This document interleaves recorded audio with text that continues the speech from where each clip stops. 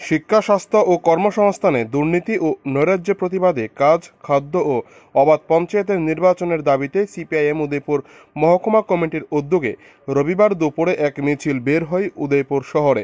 মিছিলে অংশ নেন রাজ্যের প্রাক্তন বামমন্ত্রী রতন ভৌমিক, সিপিআইএম উদয়পুর মহকুমা কমিটি সম্পাদক দিলীপ দত্ত, বাম নেতা নিতাই বিশ্বাস সহ প্রমুখ।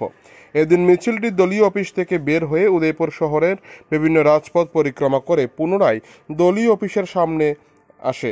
পরে মিছিল শেষে এক পথসভা অনুষ্ঠিত হয়। এদিন পথসভায় বাম নেতারা বক্তব্য রাখতে গিয়ে তীব্র আক্রমণ শানান বর্তমান কেন্দ্রীয় সরকারকে। একই সাথে উদয়পুর পৌর এলাকায় পানীয় জলের সমস্যা নিয়ে আক্রমণের নিশানায় নেয় নেতৃত্বরা বিজেপি সরকারকে।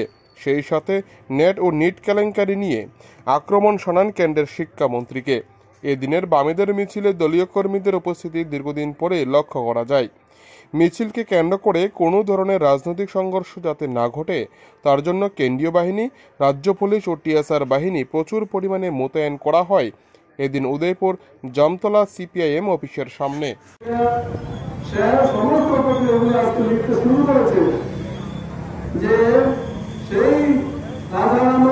প্রতিষ্ঠিত ত্রিপুরা রাজ্যের যে একটা হাসপাতাল, একসময় যেটার নাম ছিল বিএম হাসপাতাল, তারপরে এখন এটার নাম চালু হয়েছে আইজিএম হাসপাতাল।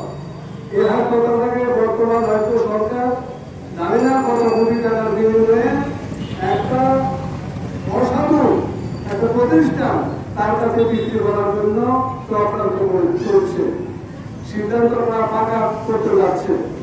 সারা রাজ্যের মানুষ এই দাবি, তাদের যে পরিকল্পনা, সুপরিকল্পনা, তার পরিবার সারা রাজ্যের মানুষ করছেন। এই সিদ্ধান্ত বাতিল করার জন্য দাবি করছেন। আমরা উদয়পুরবাসী, আমরা তাদের তরফ থেকে এই যে চক্রান্ত পরিকল্পনা তাকে আমরা সমর্থন করি না। আমরা তাকে অবশ্যই বাতিল করতে হবে। সরকারি পর্যায়ে হাসপাতালকে যেভাবে চলছে সেভাবে চালাতে হবে। সরকারের দায়িত্বে হাসপাতাল চলবে, এই দাবি আমরা করছি।